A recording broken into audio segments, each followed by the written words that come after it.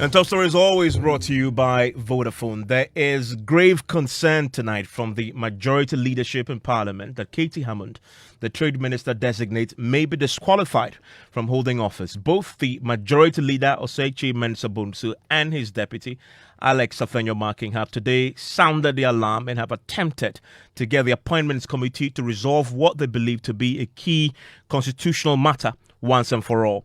The controversy revolves around Katie Hammond's involvement in the controversial sale of a GNPC drill ship as Deputy Energy Minister under the Kufuor administration. A commission of inquiry had questioned how Mr. Hammond disbursed some $900,000 after he sold the drill ship. The matter was put to him by the Minority Chief Whip Kwame Agboja when he appeared before Parliament's Appointments Committee. Basis of Honorable Katie Hammond's disbursement of $900,000 to the law firm Constant to cater for future debt of GNPC to other operations. Are you aware of that? Were you queried as to whether the $900,000, which mandate you had to expend that money? No, I was not queried about that, Mr. Chairman. You see, the difficulty about, you see, it's no reflection of my colleagues. You guys should be a little careful. Mr. Chairman, when a report like this is presented to the government comments on the back of the report and not to make its own findings. That part over there was an addition by the government which had no reflection in the report presented by Mr. Justice Apawu. Actually, I'm reading from the report. I'm not reading from the white paper. You are reading from where? It's not even true. He's not reading from the report. He's reading from the white paper. Well, that's Mr. Chairman. Mr. Chairman. Look at them. Mr. Chairman. No. Chairman, may I go on? No, you can't go on. You can't go on, Mr. Nominee. Please. I'm completing it. I've asked him to go on. Please. Which company purchased the drill ship? And do you have any relationship with the company that bought the drill ship? Mr. Chairman, I saw that this whole argumentation because 20 years I've lived with this. I know every bit about it without going back and forth. This matter has been before the sole commissioner. Sorry, that's asked the question. Yes. Do you have any relationship with the company that bought the drill ship? No, Mr. Speaker. Let me take you live to Parliament now and speak to my parliamentary correspondent, Kweku Asante. Kweku, I understand that the majority leadership were left very concerned by this. In fact, the deputy majority leader, Alexander Afenyo-Markin, who himself is a lawyer, was concerned the issue could have grave consequences for the nominee. Yes, Evans. Just before the minority leader, Dr. Keselatu Fortin, would begin his questioning of the nominee, Afenyo-Markin came in forcefully trying to do a re-examination of a sort to put those questions to Katie Hammond. In his estimation, these were key constitutional issues that could affect the eligibility and the qualification of Katie Hammond to mount the office of Trade and Industry Minister by virtue of the operation of the Constitution. Mr. Chair, I thought you would allow me. You would know the drift. You're going to put the law to I'm not going to ask him a question. Then let's wait. Now the man has been sitting down for 3.5 hours. So let's finish with it. Mr. Chair, I thank you. I will not challenge you. I appreciate the opportunity given me then. Thank you so much. I have no further question to ask.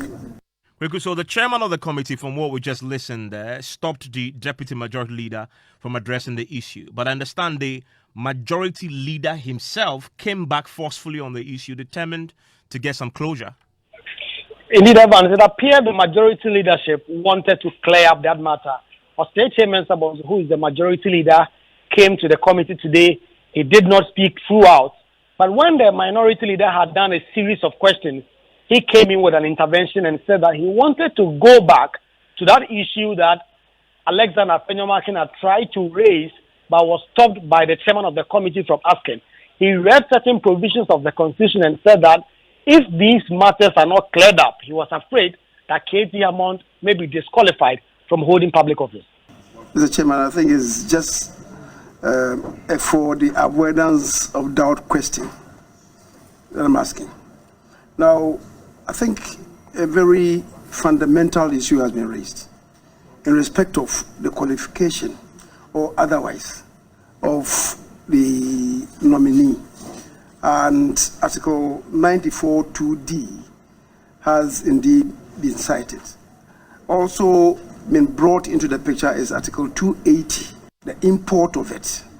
Now, an issue has been made about the content of the white paper following after the investigation, as from the Commission of Inquiry. And the language is this, that IOCO should further pursue the matter, which suggests that the conclusion, as far as the white paper is concerned, was not conclusive. Mr. Chairman, which is what has been referred to, and just to quote again, government further directs IOCO to investigate the mandate, authority, and or basis of Honorable K.T. Hammond's disbursement of the 900,000 United States dollars to the law firm Constant & Constant to cater for future debts of GNPC to other creditors. Mr. Chairman, I would want to suggest strongly that this committee knocks on the door of IOCO to let us know whether they pursued this matter and brought it to a conclusion. It will be of interest to this committee to so establish, and that is what I'm urging the committee. Mr. Chairman, I think it's a matter we can discuss. He's raised a concern, but I would suggest we discuss this matter before we take a decision on this in camera. Kweku, why is the majority leader so concerned about this particular constitutional provision, Article 94(2)(b)?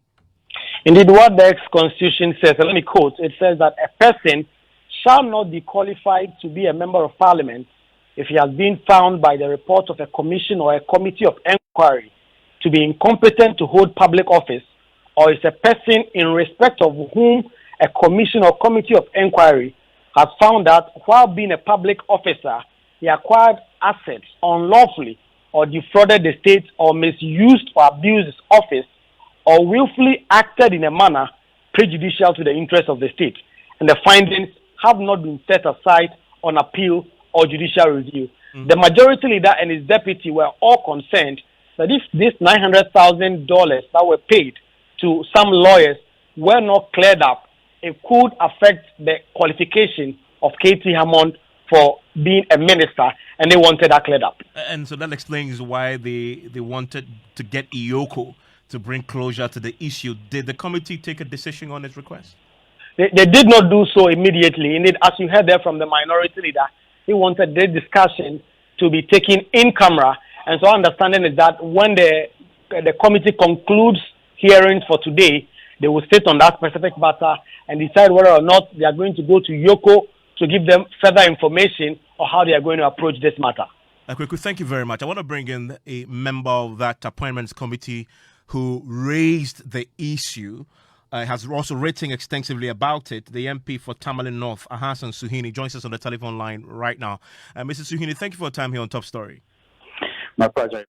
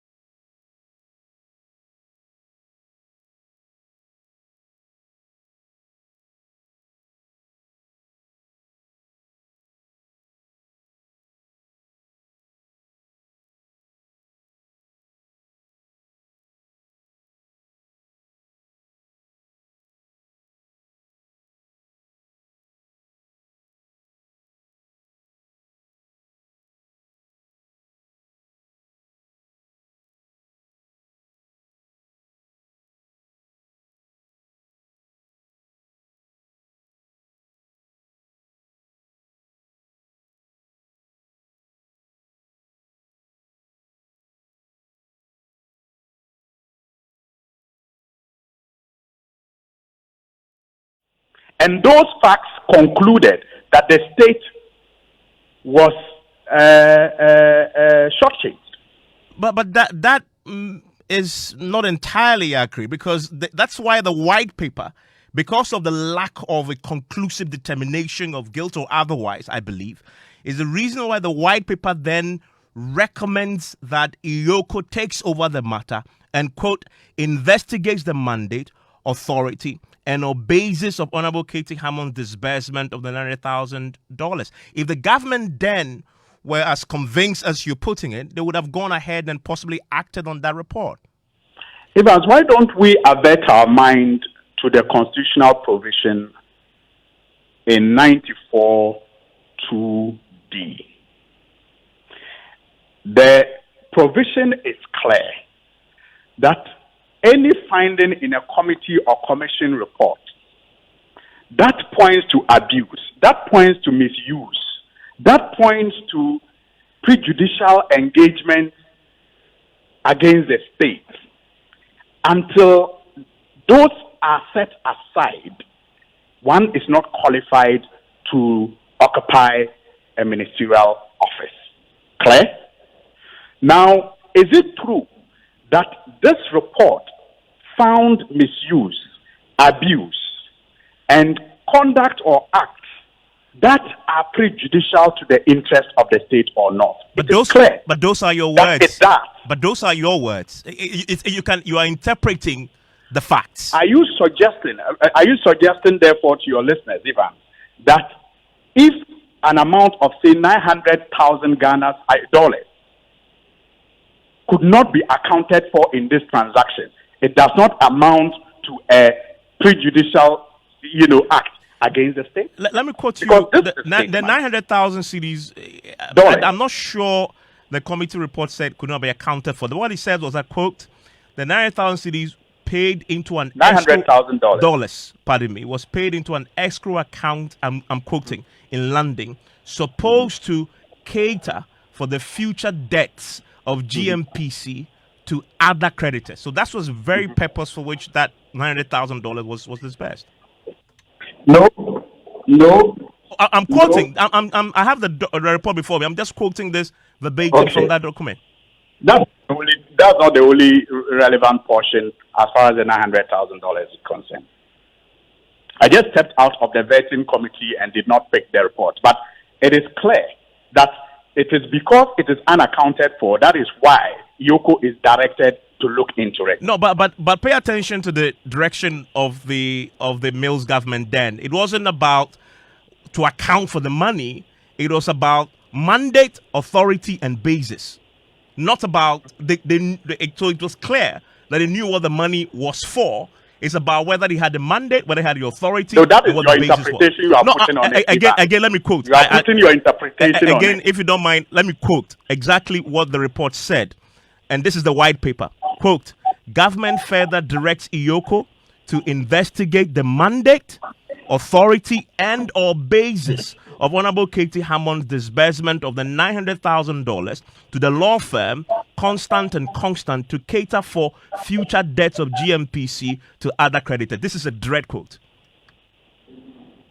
Right. The question I'm asking is, did the commission say that this transaction was above board, or did it conclude that there were issues of misuse and abuse of public office? I don't see that. I didn't see that directly in the report. Then why will the commission or the government in its white paper recommend that some more investigation be done on the mandate and all of that? If nothing was wrong, why is there a need to do more investigation? Let me ask you then, if you don't mind, because of time then. Do you then support Chairman Mensah seem to agree, in essence, that some closure needs to be brought to this? Because you obviously have questions. Do you support his call before the committee today that EOCO be brought in before you to tell you, the committee members, what they did when they received this direction from the government then, to bring some closure to this? Well, before I answer that, let me just refer you to point 6 on how the $3.5 million was utilized. The commission made the following findings and observations. Point 6. No, before point 6, point 5. It says that point 456. So it says that $141,361.29 was transferred into a different account with the same bank. The utilization of the transferred money remains a mystery to date. $141,361.29, according to the Commission's report, remains a mystery to date. The utilization of that remains a mystery to date. That's 4. 5 says the two accounts were closed in December 2005. And then 6 says there was no justification for paying the amount of $3.5 million in a new account because as the proceeds were from the sale of a GNPC asset, it belonged to the GNPC and should have been paid into the GNPC account. Now, these are the facts, as established by the Commission, stipulated under 4, 5, and 6. Now, it also says, in part, I think that is 1. It also says in part, for example, that the GNPC, even the authority that K.T. Hammond had, was as a result of coercive power of the state to get the managing director to give that, and that is abuse of office, even. If it is established by the commission that the managing director was coerced to give his authority to K.T. Hammond to sell a property of GNPC, that is abuse of office. And I am saying to you that clearly the Constitution talks about, a finding that establishes this. Not until it is set aside. The one it establishes that again cannot hold office. Okay. And that, respectfully, is our position on this matter. Okay, and I think it is the reason why the majority leader and the deputy majority leader, who is a seasoned lawyer, they are concerned. It's the reason why they are concerned. Do you support Mensah Bongsu's call for Yoko to get involved and bring some clarity to this before the committee? Absolutely. I mean, even when the nominee was asked if he has been to Yoko, if Yoko has followed up on this matter, he says he couldn't remember. But this was just around 2015. And I do know, Evans, and if you do a little check, you realize that because Honorable K.T. Hammond knows how grievous this matter was, he actually challenged this in court using Egbert Fable as his lawyer in 2015-2016 to set it aside. What has become of that case? That is what he should be interested in. Okay. So it is not just about, trying to find fault where there is none. It's about holding ourselves up to the rules and constitutional provisions that we have passed all these years and we are expected to live up to. Okay, so is the committee set to, because I didn't quite get closure on whether or not the committee, the chairman, will agree for Yoko to come. Are you guys going to take a decision on this in camera?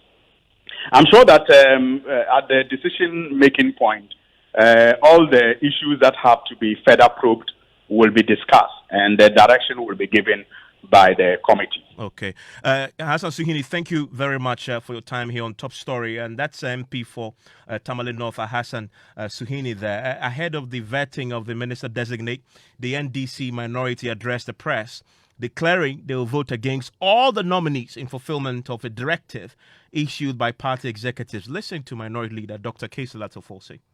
In the circumstances, while the insensitive government is refusing to act responsibly to contain the looming economic disaster, we in the minority will fully discharge our duties to the people of Ghana. Ladies and gentlemen of the media, a couple of weeks ago, the President announced names of nominees for ministerial appointment.